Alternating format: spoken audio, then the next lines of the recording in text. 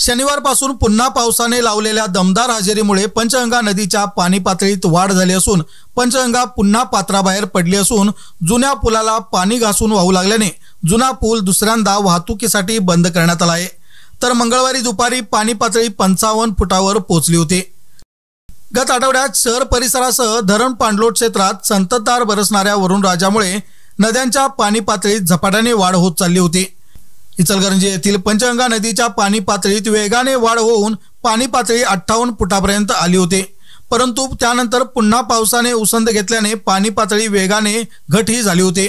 परंतु पुन्हा शनिवारपासून पावसाने सगळीकडे दमदार हजेरी लावल्याने रविवारी सायंकाळी 46 फुटावर असलेली पाणी पातळी सोमवारी सायंकाळी 54.6 फुटावर पोहोचली होती, तर मंगळवारी सायंकाळी 55 फुटावर पोहोचली आहे। मागील 24 तासात पाणी पातळीत 9 ते 10 फुटांची वाढ झाली आहे। त्यामुळे हुपरीकडे जाणारा जुना पूल वाहतुकीसाठी बंद करण्यात आला असून खबरदारीचा उपाय म्हणून महानगरपालिकेच्या वतीने नदी तीरावर आपत्कालीन विभाग प्रमुख संजय कांबळे यांच्या नेतृत्वाखाली नदी काठावर कर्मचाऱ्यांसह आपत्कालीन यंत्रणा सज्ज ठेवण्यात आली आहे।